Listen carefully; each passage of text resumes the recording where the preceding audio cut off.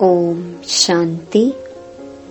25 जुलाई 2021 अव्यक्त बाप दादा की महावाक्य। ओरिजिनल डेट 20 फरवरी 1988। तन मन की थकावट मिटाने का साधन शक्तिशाली याद।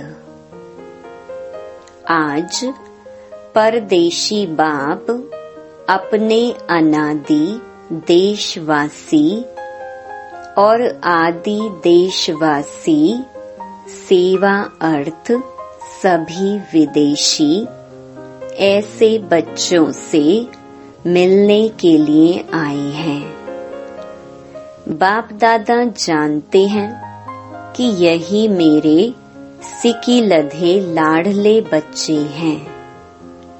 अनादि देश परम धाम के निवासी हैं और साथ साथ सृष्टि के आदि के इसी भारत भूमि में जब सतयुगी स्वदेश था, अपना राज्य था जिसको सभी भारत कहते हैं, तो आदि में इसी भारत देश वासी थे। इसी भारत भूमि में ब्रह्मा बाप के साथ साथ राज्य किया है। अनेक जन्म अपने राज्य में सुख शांति संपन्न अनेक जीवन व्यतीत किए हैं। इसलिए आदि देशवासी होने के कारण भारत भूमि से दिल का स्नेह है। चाहे कितना भी अभी अंत में भारत गरीब व धूल मिट्टी वाला बन गया है, फिर भी अपना देश सो अपना ही होता है। तो आप सभी की आत्मा का अपना देश और शरीरधारी देवता जीवन का अपना देश कौन सा था? भारत ही था ना। कितने जन्म भारत भूमि में रहे हो वह याद है? 21 जन्मों का वर्षा सभी ने बाप से प्राप्त कर लिया है। इसलिए 21 जन्म की तो गारंटी है ही है। बाद में भी हरेक आत्मा के कई जन्म भारत भूमि में ही हुए हैं, क्योंकि जो ब्रह्मा बाप के समीप आत्माएं हैं, समान बनने वाली आत्माएं हैं, वह ब्रह्मा बाप के साथ साथ आपे ही पूज्य आपे ही पुजारी का पार्ट भी साथ में बजाती हैं। द्वापर युग के पहले भक्त आप ब्राह्मण आत्माएं बनती हो। आदि स्वर्ग में इसी देश के वासी थे और अनेक बार भारत भूमि के देशवासी हो। इसलिए ब्राह्मणों के अलौकिक संसार मधुबन से अति प्यार है। यह मधुबन ब्राह्मणों का छोटा सा संसार है, तो यह संसार बहुत अच्छा लगता है ना। यहाँ से जाने की दिल नहीं होती है ना। अगर अभी अभी ऑर्डर कर लें कि मधुबन निवासी बन जाओ तो खुश होंगे ना। व यह संकल्प आएगा कि सेवा कौन करेगा। सेवा के लिए तो जाना ही चाहिए। बाप दादा कहे बैठ जाओ, फिर भी सेवा याद आएगी। सेवा कराने वाला कौन है? जो बाप का डायरेक्शन हो, श्रीमत हो, उसको उसी रूप में पालन करना, इसको कहते हैं सच्चा आज्ञाकारी बच्चा। बाप दादा जानते हैं मधुबन में बिठाना है व सेवा पर भेजना है। ब्राह्मण बच्चों को हर बात में एवर रेडी रहना है। अभी अभी जो डायरेक्शन मिले उसमें एवर रेडी रहना। संकल्प मात्र भी मनमत मिक्स ना हो, इसको कहते हैं श्रीमत पर चलने वाली श्रेष्ठ आत्मा। यह तो जानते हो ना कि सेवा के जिम्मेवार बाप दादा हैं व आप हैं। इस जिम्मेवारी से तो आप हल्के हो ना कि जिम्मेवारी का थोड़ा थोड़ा बोझा है। इतना बड़ा प्रोग्राम करना है, यह करना है, बोझ तो नहीं समझते हो ना। करावनहार करा रहा है, करावनहार एक ही बाप है। किसी की भी बुद्धि को टच कर विश्व सेवा का कार्य कराते रहे हैं और कराते रहेंगे। सिर्फ निमित्त बच्चों को इसीलिए बनाते हैं कि जो करेगा सो पाएगा। पाने वाले बच्चे हैं, बाप को पाना नहीं है। प्रारब्ध पाना या सेवा का फल अनुभव होना, यह आत्माओं का काम है। इसलिए निमित्त बच्चों को बनाते हैं। साकार रूप में भी सेवा कराने का कार्य देखा और अभी अव्यक्त रूप में भी करावनहार बाप अव्यक्त ब्रह्मा द्वारा भी कैसे सेवा करा रहा है, यह भी देख रहे हो। अव्यक्त सेवा की गति और ही तीव्र गति है। कराने वाला करा रहा है और आप कठपुतली के समान नाच रहे हो। यह सेवा भी एक खेल है। कराने वाला करा रहा है और आप निमित्त बन एक कदम का पदम गुणा प्रारब्ध बना रहे हो। तो बोझ किसके ऊपर है, कराने वाले पर या करने वाले पर? बाप तो जानते हैं यह भी बोझ नहीं है। आप बोझ कहते हो तो बाप भी बोझ शब्द कहते हैं। बाप के लिए तो सब हुआ ही पड़ा है। सिर्फ जैसे लकीर खींची जाती है, लकीर खींचना बड़ी बात लगती है क्या? तो ऐसे बाप दादा सेवा कराते हैं। सेवा भी इतनी ही सहज है जैसे एक लकीर खींचना। रिपीट कर रहे हैं, निमित्त खेल कर रहे हैं। जैसे माया का विघ्न का खेल है, तो सेवा भी मेहनत नहीं लेकिन खेल है। ऐसे समझने से सेवा में सदा ही रिफ्रेशमेंट अनुभव करेंगे। जैसे कोई खेल किस लिए करते हैं? थकने के लिए नहीं, रिफ्रेश होने के लिए खेल करते हैं। चाहे कितना भी बड़ा कार्य हो, लेकिन ऐसा ही अनुभव करेंगे जैसे खेल करने से रिफ्रेश हो जाते हैं। चाहे कितना भी थकाने वाला खेल हो, लेकिन खेल समझने से थकावट नहीं होती, क्योंकि अपने दिल की रुचि से खेल किया जाता है। चाहे खेल में कितना भी हार्ड वर्क करना पड़े, लेकिन वह भी मनोरंजन लगता है, क्योंकि अपनी दिल से करते हो। और कोई लौकिक कार्य बोझ मिसल होता है, निर्वाह अर्थ करना ही पड़ेगा, ड्यूटी समझ करते हैं, इसलिए मेहनत लगती है। चाहे शारीरिक मेहनत का, चाहे बुद्धि की मेहनत का काम है, लेकिन ड्यूटी समझ करने से थकावट अनुभव करेंगे, क्योंकि वह दिल की खुशी से नहीं करते। जो अपने मन के उमंग से, खुशी से कार्य किया जाता है, उसमें थकावट नहीं होती, बोझ अनुभव नहीं होता।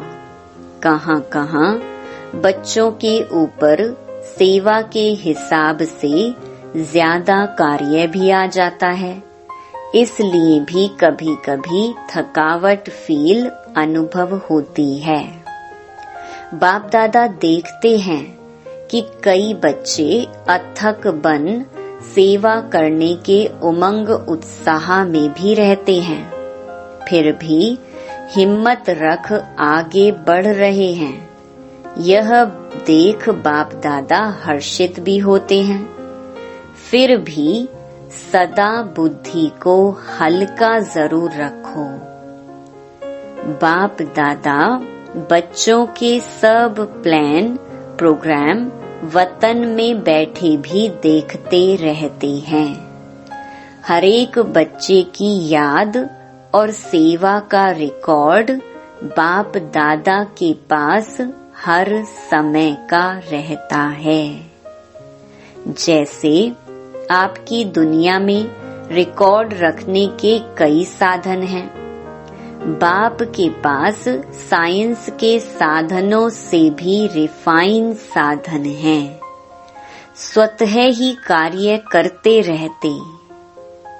जैसे साइंस के साधन जो भी कार्य करते वह लाइट के आधार से करते। सूक्ष्म वतन तो है ही लाइट का। साकार वतन की लाइट के साधन फिर भी प्रकृति के साधन हैं, लेकिन अव्यक्त वतन के साधन प्रकृति के नहीं हैं। और प्रकृति रूप बदलती है, सतो रजो तमो में परिवर्तन होती है। इस समय तो है ही तमोगुणी प्रकृति, इसीलिए यह साधन आज चलेंगे, कल नहीं चलेंगे। लेकिन अव्यक्त वतन के साधन प्रकृति से परे हैं, इसीलिए वह परिवर्तन में नहीं आते। जब चाहो जैसे चाहो सूक्ष्म साधन सदा ही अपना कार्य करते रहते हैं। इसलिए सब बच्चों के रिकॉर्ड देखना बाप दादा के लिए बड़ी बात नहीं है। आप लोगों को तो साधनों को संभालना ही मुश्किल हो जाता है ना, तो बाप दादा याद और सेवा का दोनों ही रिकॉर्ड देखते हैं, क्योंकि दोनों का बैलेंस एक्स्ट्रा ब्लेसिंग दिलाता है। जैसे सेवा के लिए समय निकालते हो तो उसमें कभी नियम से भी ज्यादा लगा देते हो। सेवा में समय लगाना बहुत अच्छी बात है और सेवा का बल भी मिलता है। सेवा में बिजी होने के कारण छोटी छोटी बातों से बच भी जाते हो। बाप दादा बच्चों की सेवा पर बहुत खुश हैं, हिम्मत पर बलिहार जाते हैं। लेकिन जो सेवा याद में, उन्नति में थोड़ा भी रुकावट करने के निमित्त होती है, तो ऐसी सेवा के समय को कम करना चाहिए। जैसे रात्रि को जागते हो 12 व 1 बजा देते हो तो अमृत वेला फ्रेश नहीं होगा। बैठते भी हो तो नियम प्रमाण, और अमृत वेला शक्तिशाली नहीं तो सारे दिन की याद और सेवा में अंतर पड़ जाता है। मानो सेवा के प्लान बनाने में व सेवा को प्रैक्टिकल लाने में समय भी लगता है, तो रात के समय को कट करके 12 के बदले 11 बजे सो जाओ।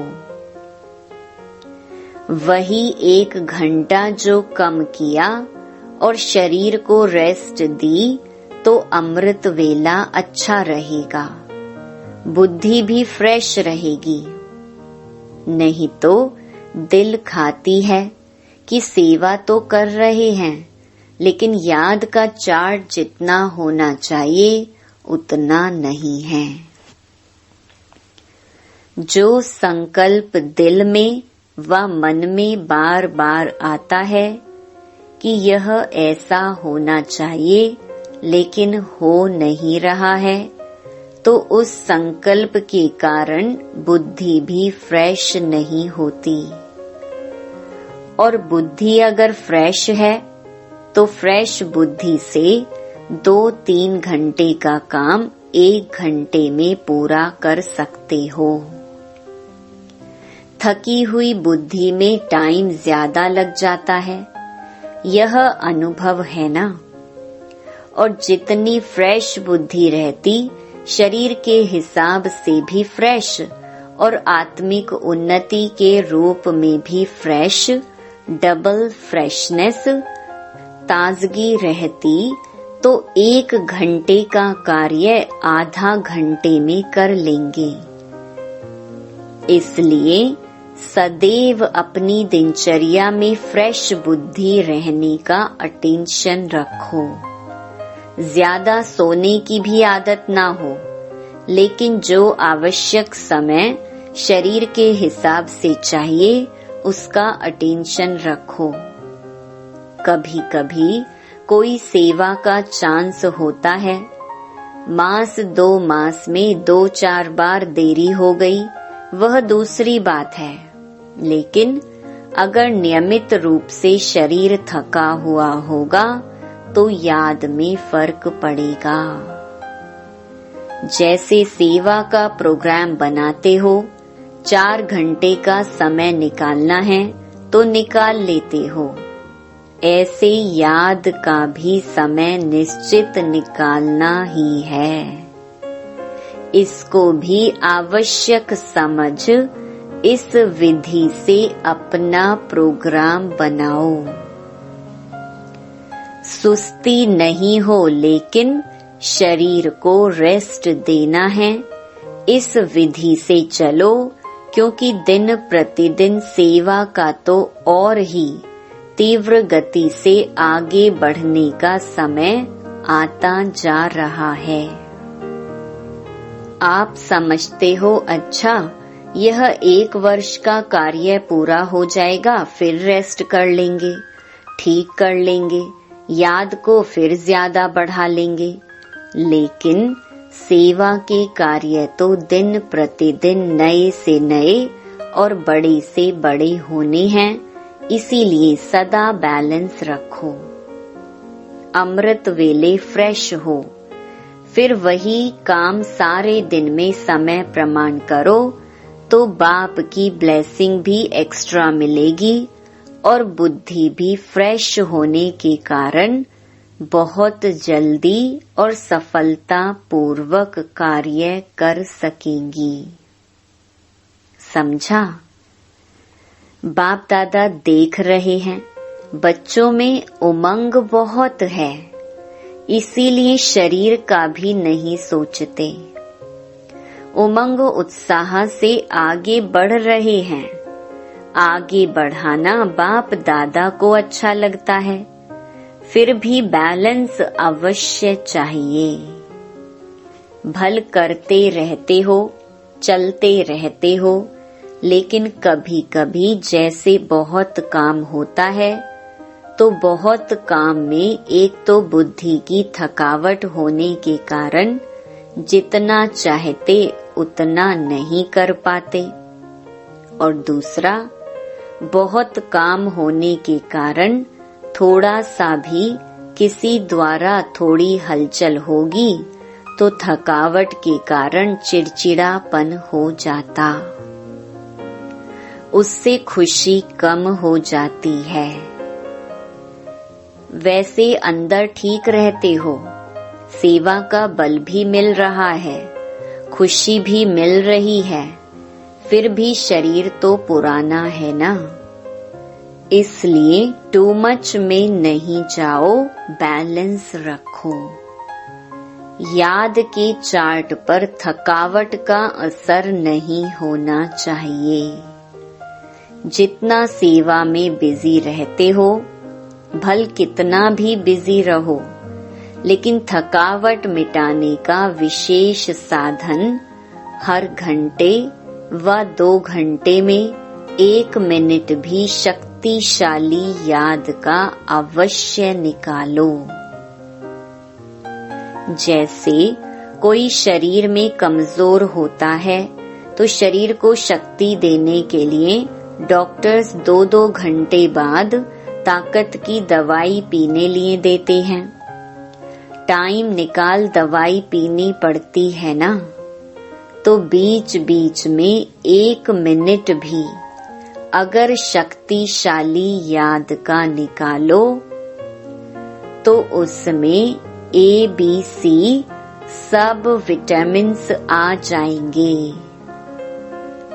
सुनाया था ना कि शक्तिशाली याद सदा क्यों नहीं रहती। जब है ही बाप के और बाप आपका, सर्व संबंध हैं, दिल का स्नेह है, नॉलेज फुल हो, प्राप्ति के अनुभवी हो, फिर भी शक्तिशाली याद सदा क्यों नहीं रहती, उसका कारण क्या? अपनी याद का लिंक नहीं रखते। लिंक टूटता है, इसीलिए फिर जोड़ने में समय भी लगता, मेहनत भी लगती, और शक्तिशाली के बजाय कमजोर हो जाते। विस्मृति तो हो नहीं सकती, याद रहती है, लेकिन सदा शक्तिशाली याद स्वतः रहे, उसके लिए यह लिंक टूटना नहीं चाहिए। हर समय बुद्धि में याद का लिंक जुटा रहे, उसकी विधि यह है। यह भी आवश्यक समझो, जैसे वह काम समझते हो कि आवश्यक है। यह प्लान पूरा करके ही उठना है, इसलिए समय भी देते हो, एनर्जी भी लगाते हो। वैसे यह भी आवश्यक है, इनको पीछे नहीं करो कि यह काम पहले पूरा करके फिर याद कर लेंगे। नहीं, इसका समय अपने प्रोग्राम में पहले ऐड करो।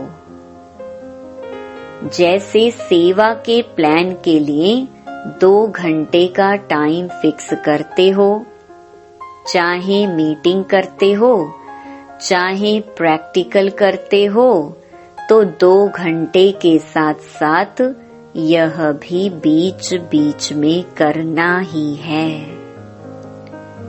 यह ऐड करो। जो 1 घंटे में प्लान बनाएंगे वह आधा घंटे में हो जाएगा। करके देखो। आपे ही फ्रेशनेस से 2 बजे आंख खुलती है, वह दूसरी बात है, लेकिन कार्य के कारण जागना पड़ता है तो उसका इफेक्ट, प्रभाव शरीर पर आता है। इसलिए बैलेंस के ऊपर सदा अटेंशन रखो।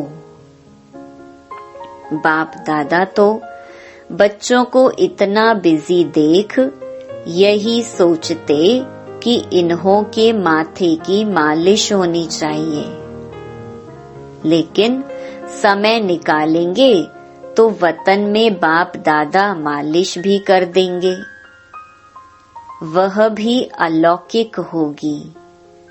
ऐसे लौकिक मालिश थोड़ी होगी, एकदम फ्रेश हो जाएंगे। एक सेकंड भी शक्तिशाली याद तन और मन दोनों को फ्रेश कर देती है। बाप के वतन में आ जाओ, जो संकल्प करेंगे वह पूरा हो जाएगा। चाहे शरीर की थकावट हो, चाहे दिमाग की, चाहे स्थिति की थकावट हो, बाप तो आए ही हैं थकावट उतारने। आज डबल विदेशियों से पर्सनल रूह रिहान कर रहे हैं। बहुत अच्छी सेवा की है और करते ही रहना है। सेवा बढ़ना यह ड्रामा अनुसार बना हुआ ही है। कितना भी आप सोचो अभी तो बहुत हो गया, लेकिन ड्रामा की भावी बनी हुई है, इसलिए सेवा के प्लान्स निकलने ही हैं और आप सबको निमित्त बन करनी ही है। यह भावी कोई बदल नहीं सकते। बाप चाहे 1 वर्ष सेवा से रेस्ट दे देवे, नहीं बदल सकता। सेवा से फ्री हो बैठ सकेंगे? जैसे याद ब्राह्मण जीवन की खुराक है, ऐसे सेवा भी जीवन की खुराक है। बिना खुराक के कभी कोई रह सकता है क्या? लेकिन बैलेंस जरूरी है। इतना भी ज्यादा नहीं करो जो बुद्धि पर बोझ हो, और इतना भी नहीं करो जो अलबेले हो जाओ। ना बोझ हो ना अलबेलापन हो, इसको कहते हैं बैलेंस। अच्छा, सदा याद और सेवा के बैलेंस द्वारा बाप की ब्लेसिंग के अधिकारी, सदा बाप के समान डबल लाइट रहने वाले, सदा निरंतर शक्तिशाली याद का लिंक जोड़ने वाले, सदा शरीर और आत्मा को रिफ्रेश रखने वाले, हर कर्म विधि पूर्वक करने वाले, सदा श्रेष्ठ सिद्धि प्राप्त करने वाले, ऐसे श्रेष्ठ समीप बच्चों को बाप दादा का याद प्यार और नमस्ते। वरदान: श्रेष्ठ तकदीर की स्मृति द्वारा अपने समर्थ स्वरूप में रहने वाले सूर्यवंशी पद के अधिकारी भव। जो अपनी श्रेष्ठ तकदीर को सदा स्मृति में रखते हैं, वह समर्थ स्वरूप में रहते हैं। उन्हें सदा अपना अनादि असली स्वरूप स्मृति में रहता है। कभी नकली फेस धारण नहीं करते।